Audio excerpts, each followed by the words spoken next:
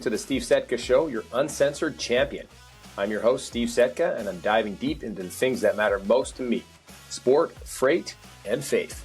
On the show, we're not afraid to go beyond the surface. We get real, share bold opinions, and hit you where it may be uncomfortable.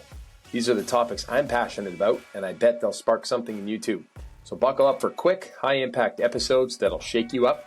Welcome to episode 27 of the Steve Sietka Show. We are rolling weekly shows. We are hitting our goal, hitting our target. Why? Because we're consistent and we're disciplined. We got a special episode and a special guest for you today. But before we introduce him, we always frame the shows with a Bible verse, and this is one of his favorites, and it's a great verse. Philippians 4:8 suggests, finally, brothers, whatever is true, honorable, just, pure, lovely, commendable, if there is any excellence, if there is anything worthy of praise, think about these things. How beautiful is that? Welcome, Ryan Chenier, to the show. Thanks for having me on the show, Steve. Give us a little perspective about your life and tell us why that verse relates so significantly to what you do and how you live. Okay. I like that verse because to sum it up, the idea is think about good things. And the way I understand this, I've studied this in university to a degree. I've read books on leadership that speak to this. But the idea is there are different parts of your brain. If you're to hook up electrodes to your brain and see which parts are active when you're thinking positive versus which parts are active when you're thinking negative, you literally think with a different part of your brain when you're being positive. Much like a muscle, the more you think with the part of your brain that's constructive and resourceful and positive and that gets good things done, the stronger that part of your brain becomes. If you start thinking with your negative brain and you start worrying about fears and deconstructive thoughts, that part of your brain will get stronger as well. Okay. Now, the reverse is also true. If you do not think with the negative part of your brain very much, it will eventually become weak, like a muscle that you never use. And if you're always thinking with the positive side of your brain, you're going to be that kind of person that creates good results, that inspires other people, that enjoys life more. And it's in the Bible. Whatever you think of the Bible, there is wisdom in there. That has information that's been passed down over who knows how long. But that particular verse really speaks to me. And in business, I say the same thing. You know what? You want to understand what your risks are. You want to identify them, but you've got to think constructively and resourcefully with respect to overcoming the challenges, taking advantage of the opportunities, making the world a better place. Because if you live that way, you're living with purpose and it starts to become fun and enjoyable and it feels good. Think positive. I mean, it's hard to feel bad when you're thinking positive. And so that's for me, it's a great way to live. And I recommend other people think of it that way too. It's such a perfect way to start the show. We try to take a different approach here, Ryan, on the show, specifically when I talk to guests and we get into like the nitty gritty and the deep. And you know, the 3-pack freight, faith, sport, we talk about that. And we're going to get into your business and how you connect into here shortly. But you're so right. I mean, whatever, it's like your heart. It's you build your heart up. It's a muscle. It gets stronger. You build your brain up. It'll get stronger. Whatever you feed gets stronger, gets better. There's a phrase that goes into that. I can't remember. Where energy goes, effort flows, something like that. So the fact that you're putting effort and energy into good, positive things makes them better, makes them stronger, which compounds over time to create a better life, which is amazing, which is fantastic. Now, Ryan, I love what you do for business. That's why I wanted to have you on the show. I'm in business. I'm not a numbers guy. Okay. So I have a pretty good feeling, since you're in finance and you're a fractional CFO, that you are a numbers guy. Am I right? You are correct. I do like numbers and I'm good with numbers. Having said that, I have spent time in other functional areas of business. So I've got a fairly well-rounded business approach. For a chief financial officer or a CFO, and I'm running a fractional CFO company, but a CFO needs to have more than just accounting background. They need to understand all components of business in order to make the most positive impact. And so that's what I bring to the table. And but I would say that yes, I can process numbers, and most importantly, I can help other people interpret their numbers and use them to make better business decisions. That's the role I play with my clients. That's incredible. That's so funny you say that, because my dad's actually an accountant.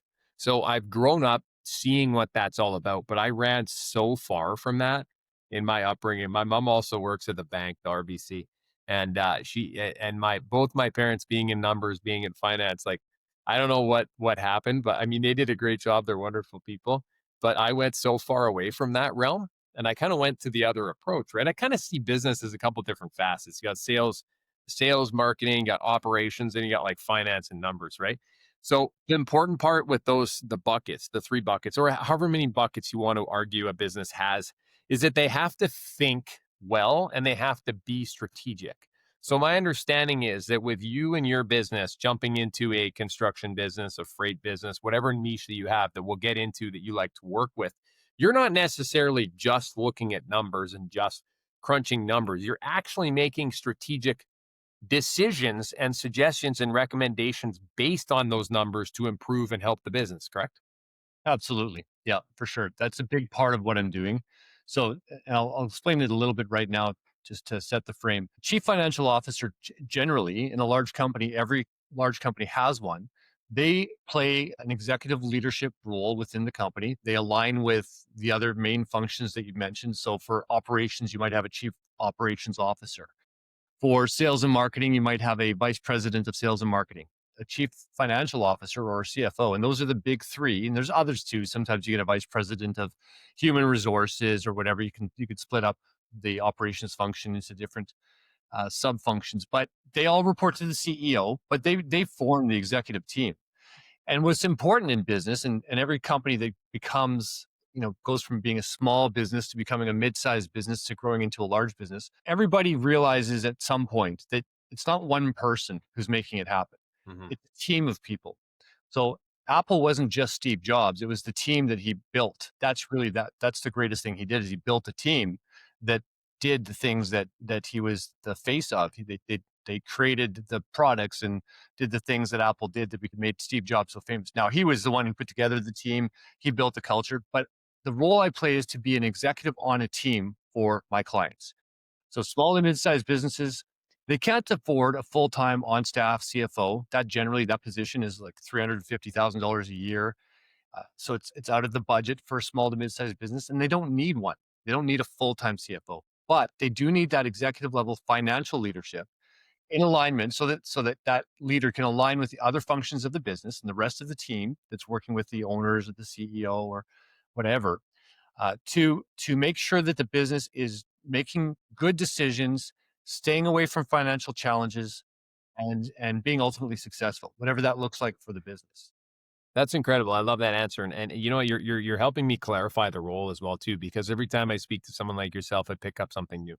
And here's something I like to say regularly on the show: God puts people in front of each other exactly when they need it. So the fact that you and I are connected right now, and that we met a year or two ago, and we've hung out, chatted, been on panels, been at events together, is no joke, right? We are intended to be together right now. I'm going to tell you exactly why. Okay, I'm working a family business right now. I love my family. Family businesses are very challenging.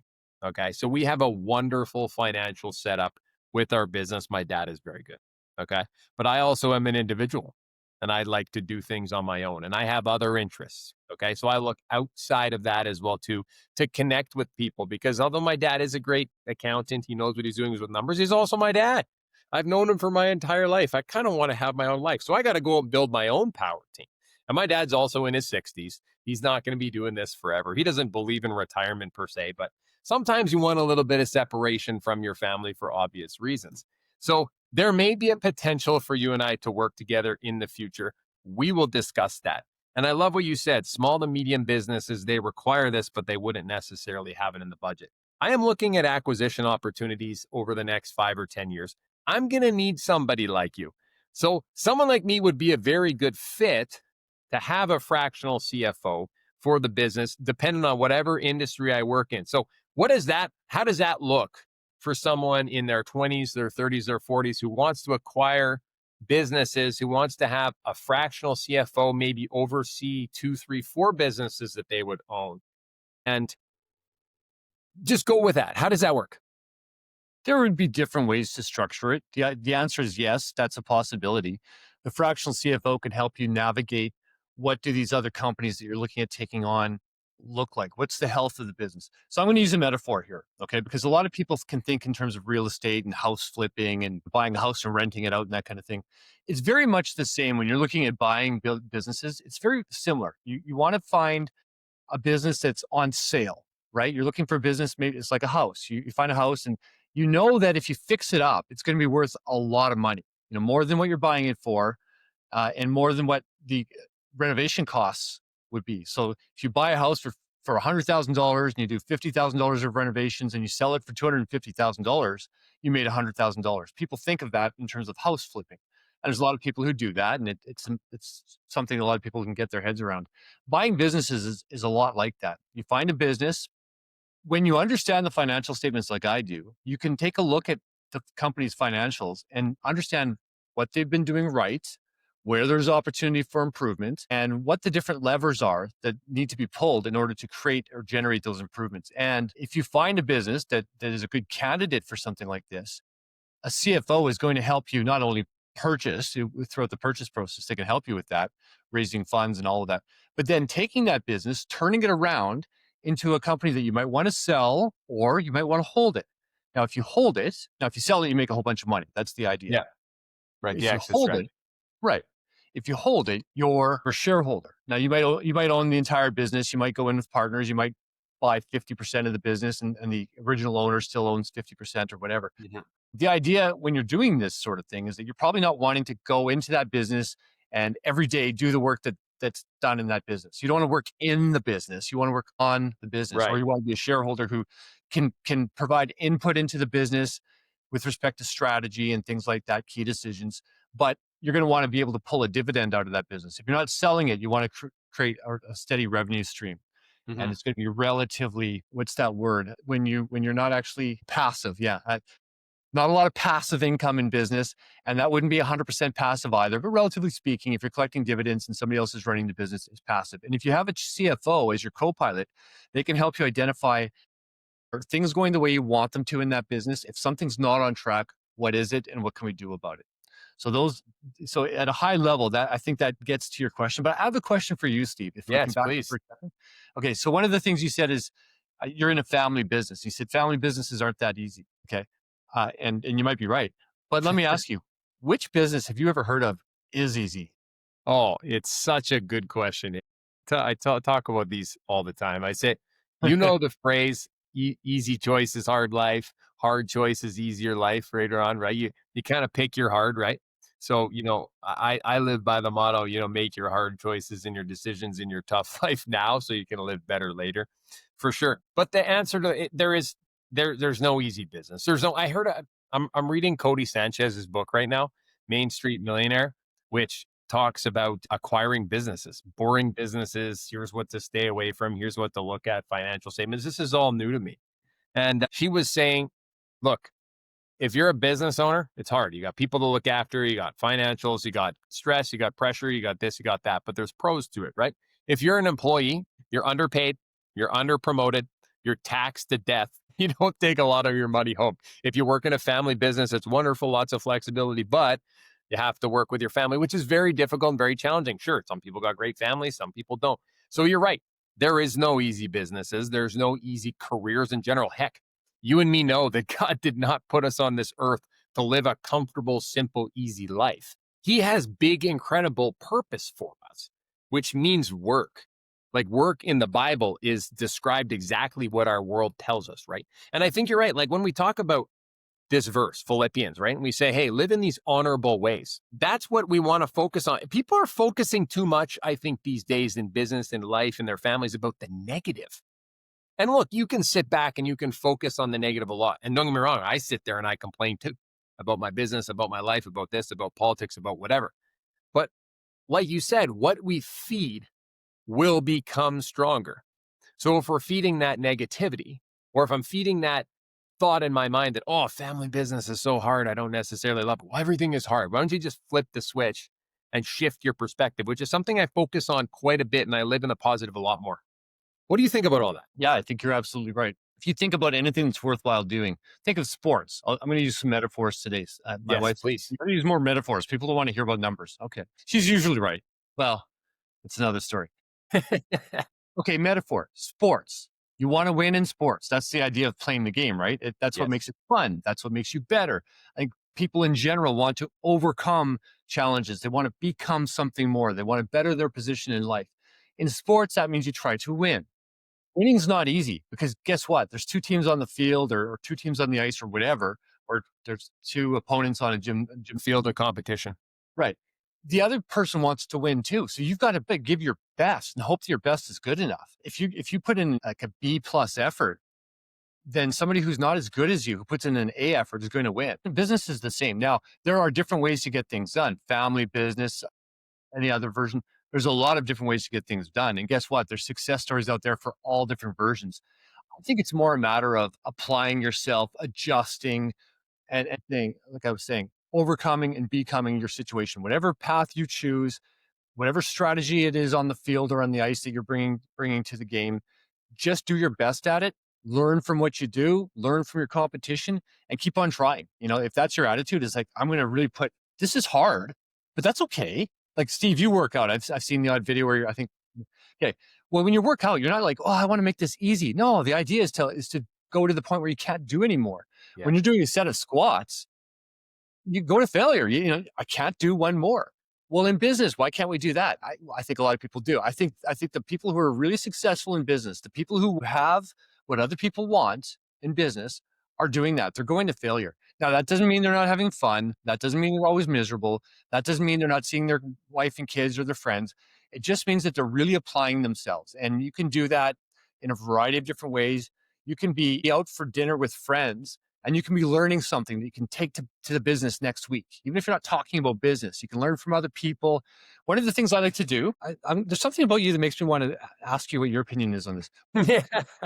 One of the things I like to do is I like to speak to almost anybody and find out, what is this person's unique ability? What is this other person really good at? It doesn't matter who they are. It doesn't matter how successful they are, how old they are, how rich they are. None of that matters. What are they really, really good at? Because I know if I can start to ask them about that, one is they're going to be interested because there's a reason why they're good at it. It's something that they're natural at, that they're good at, and that they want to talk about usually. But then I can learn. I can learn from an expert. They're an expert at something. I want to know what that is. Have you ever tried that, or what do you think of that? Well, I had a thought come to mind for sure. And I'm hearing what you're saying, and I have something I want to add for sure. Sure. Yeah. That's too. And we talk about this on this show a lot. It's business, it's freight, it's faith, it's sport, right? So you connected faith, you connected sport, you connected business all together. It's really an integrated approach, okay? And this is what I love so much about business and what you're saying and your relation to sports, because they do go hand in hand. So there's this idea out there that's popular in culture, okay, worldly culture, called work-life balance, which I believe is the biggest load of crap on the history of the planet, okay? I don't think we should be aspiring for work-life balance, because really the goal of life is to have fun and to enjoy what you're doing and to live well, okay? But it's not going to be easy, and it's not going to be simple. So I don't believe in the separation of work and life.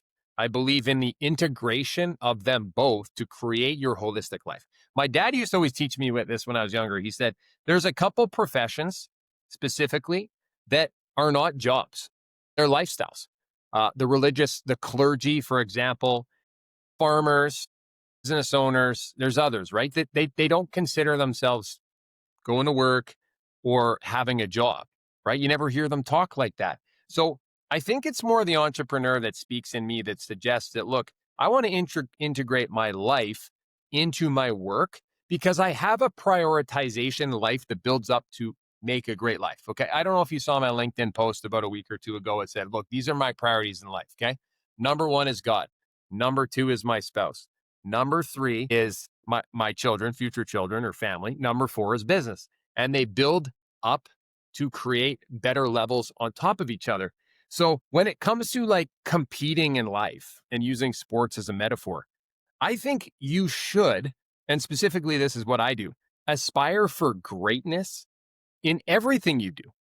Heck, I go out and I do menial tasks all the time. And I think how you do one thing is how you do everything.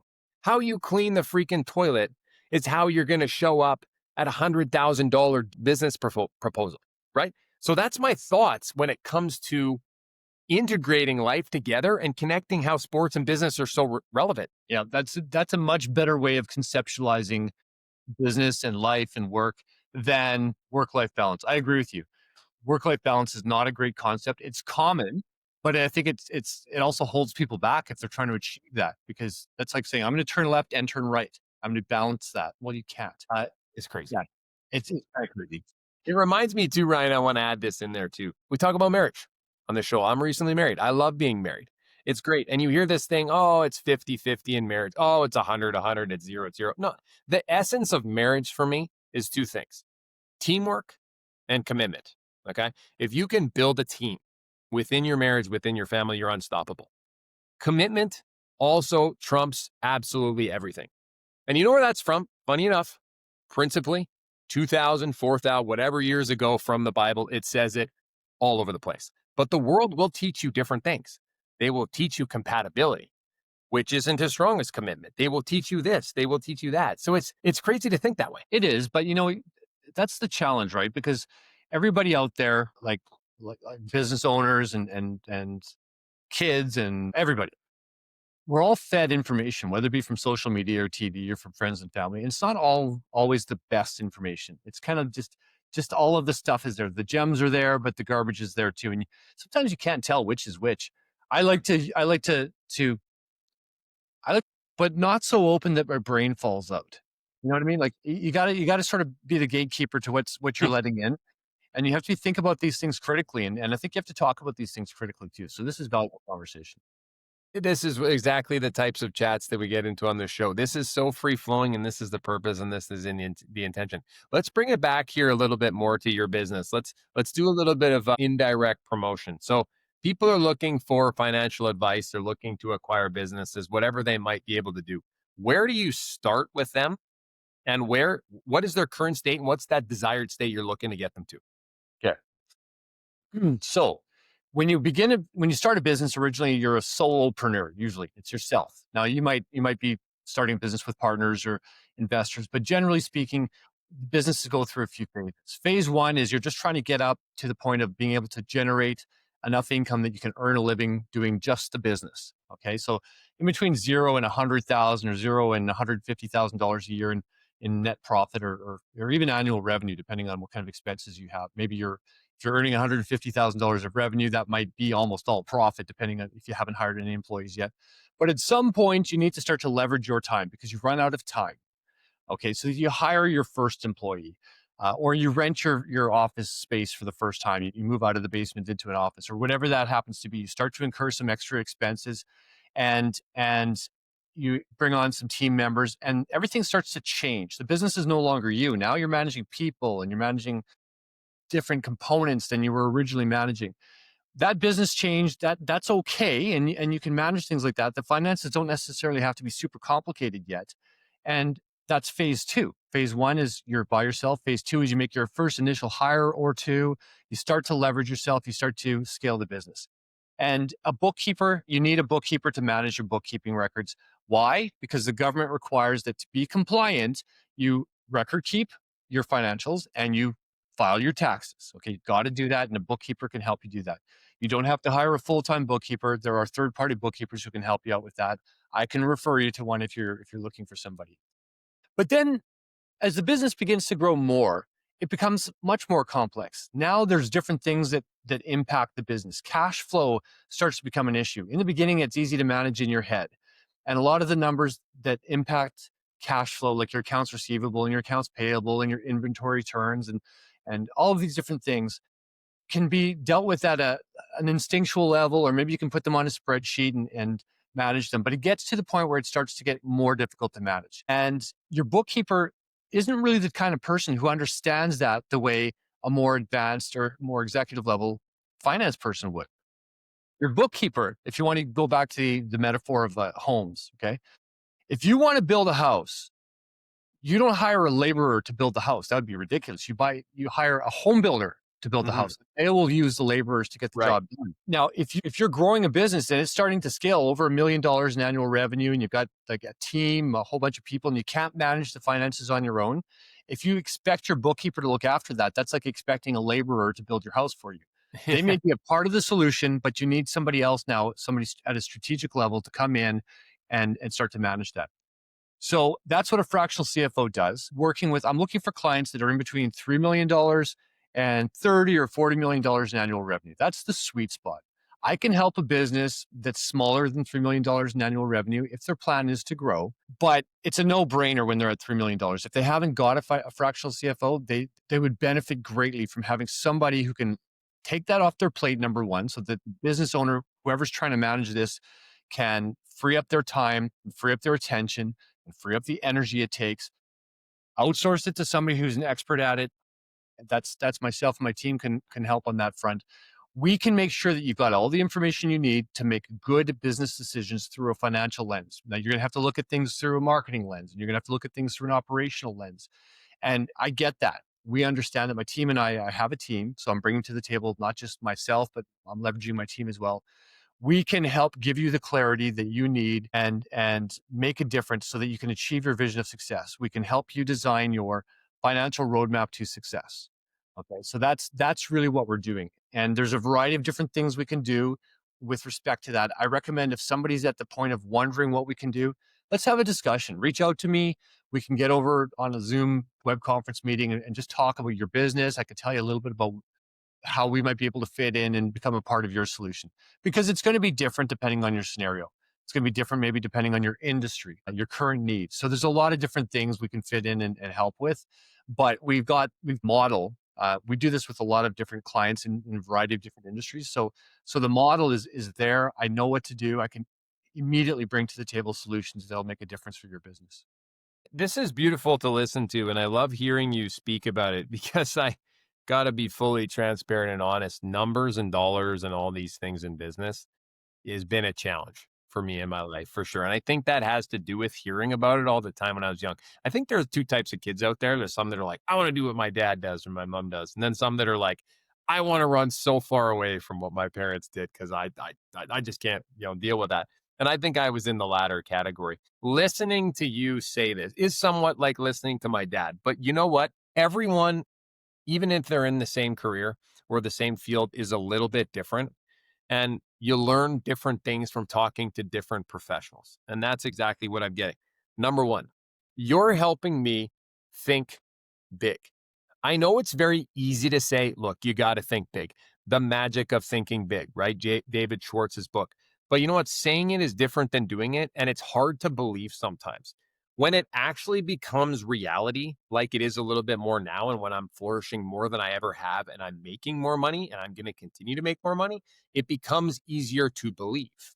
Okay. And I've had a struggle with that in my life. So that's number one. Number two is I'm learning from you ways to strategize with money and finance in ways I've never thought of before, because my focus has mostly been on revenue growth, sales, marketing. You want to make more money, sell more, right? And I know there's a part of that, but at some point you get to in business where the pipeline is filling up, the revenue is coming in. The goal is that you have a team managing that as well.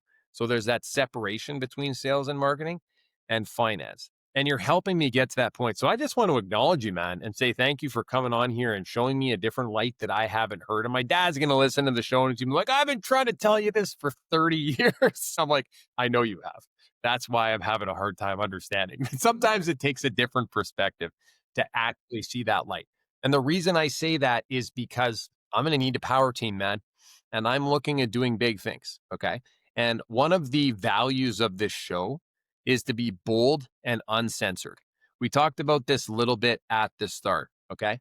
I am very open about talking about things that the world I don't think really wants to hear, including the fact that both my wife and myself don't want her to have to go back to work.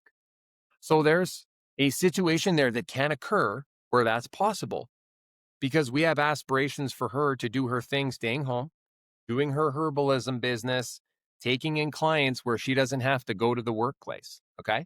And what is that going to require? Business acumen, a great team, a good sales funnel, people that can get me to where I want to go.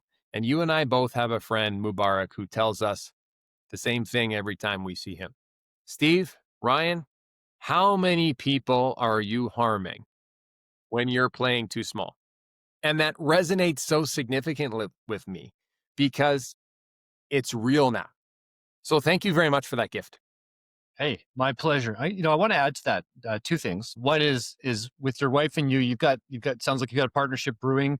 Doesn't sound like she's going to be on the couch eating potato chips. She's going to be a functional part of the relationship, the partnership, right? I work with a lot of my clients have multiple shareholders, like in some cases brothers who own the business or what have you. And each person plays a key role, but those roles are different. But together, you get the synergy. Together, you have the magic, right? So I respect. Sounds like what you got going on is great. As long as you're both on board with it, then that's Absolutely. yeah. Hey, it comes with bumps and bruises, Ryan. It always does. Hey, I'm married, I know, but I'm most of the time happily married. But yeah, no, I totally. I always tell people, I say, look, I like my wife most of the time. I love her all the time. I don't always like her. Thank you for Most of bailing the me time I out. do. That's me. You bailed me out there. Thank you. There you go. Exactly. I wanted to see something else too, because you're talking about sales. So you're a sales guy. You understand the importance of revenue, top line sales. In accounting, accountants will say, yes, revenue, income, sales, that kind of thing. But as a CFO, there's more to it than that.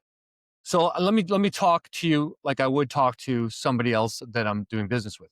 Your sales are the engine that drive the train. Without the sales, there is no gross profit margin. There is no net profit margin.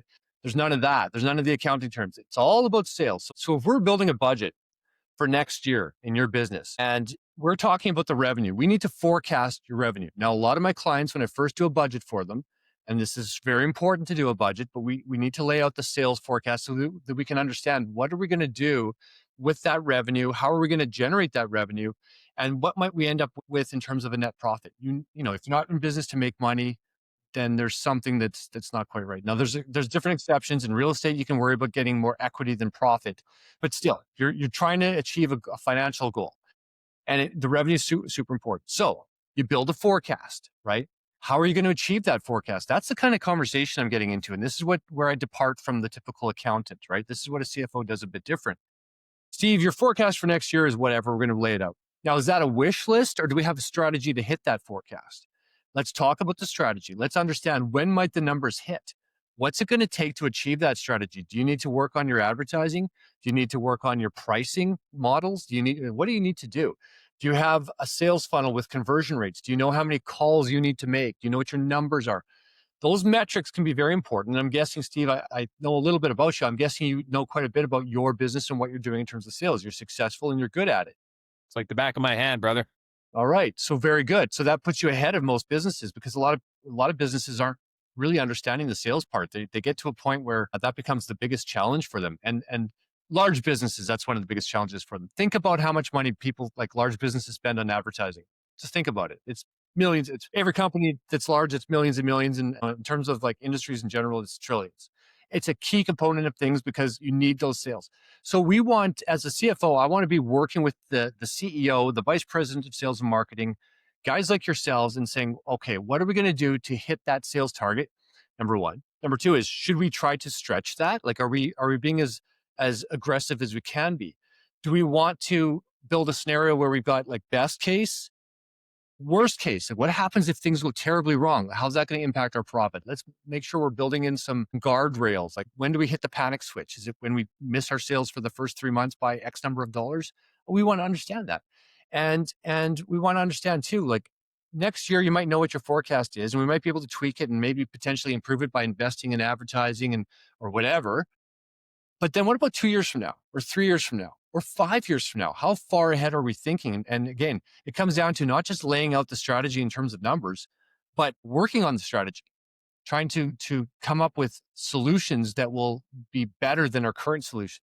It's continuous improvement. It's making sure we've mapped out the strategy in terms of numbers, and that when we change something or something changes on us, we can see what the impact is going to be on all components of the financials. So it makes us able to respond proactively and with the right information to make the best decisions possible.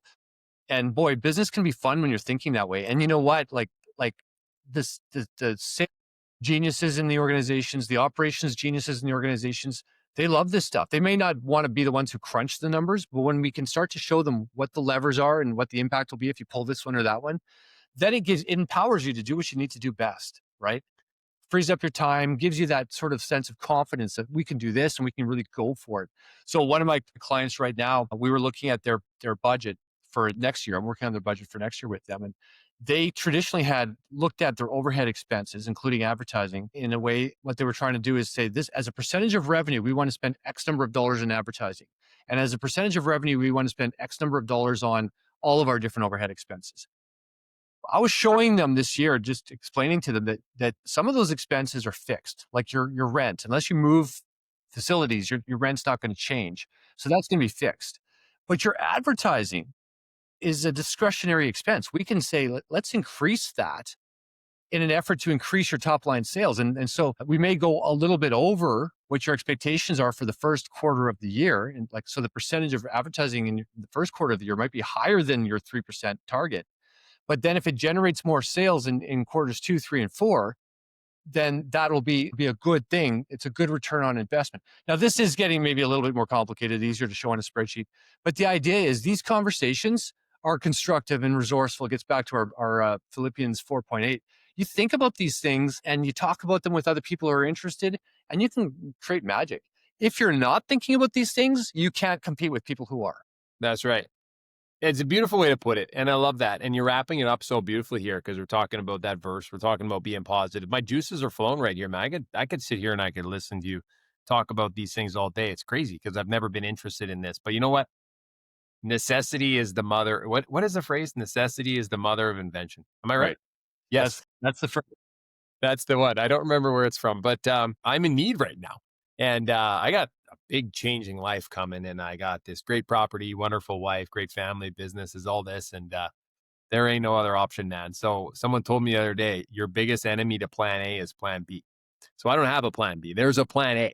And if plan A doesn't work the way I thought it would, God probably had a different plan A for me, and it's going to work. So I'm pretty positive, pretty optimistic about it, but we got to tie it up pretty soon. Ryan, where do people find you? How do they connect with you? And how do they get in touch with Mastery CFO?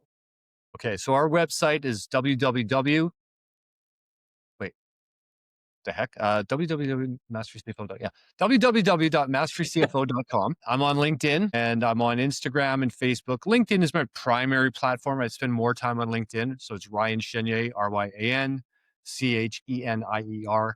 My email address is ryan@masterycfo.com. And you can book a meeting with me to discuss things. You can call me. You can DM me on social media, whatever. I'm not that hard to get a hold of, and I love to speak to people. I love to chat. Sometimes there's a fit for business purposes. Sometimes there's not, but I think that it goes around, comes around. Golden rule, karma, whatever you want to call it. Yeah. And so I'm happy to at least have an initial conversation with somebody. Well, that's wonderful. Thanks so much, man, for joining the show. And I just want to admire your courage, your energy, your beautiful thoughts that you shared with the audience today. This is the second episode that we're going to have that I've actually had some paid help for SEO, for some YouTube optimization, different things like that. So we're growing and we're getting bigger, we're getting faster, we're getting stronger. That's what God is calling us to do. And we're doing it in an honorable way. Philippians 4:18. Go kill it in your life, everybody out there. We'll see you on episode 28 next week on the Steve Sietka Show. Thanks, Steve. It was a pleasure. Thanks for tuning in to today's episode. I hope you found value in what we shared and that you'll take it with you to positively impact the world around you. If so, we'd love for you to take a moment to rate, review, and share the show because we're on a mission to grow and reach more hearts. Prayers, gratitude, and love. Until next time.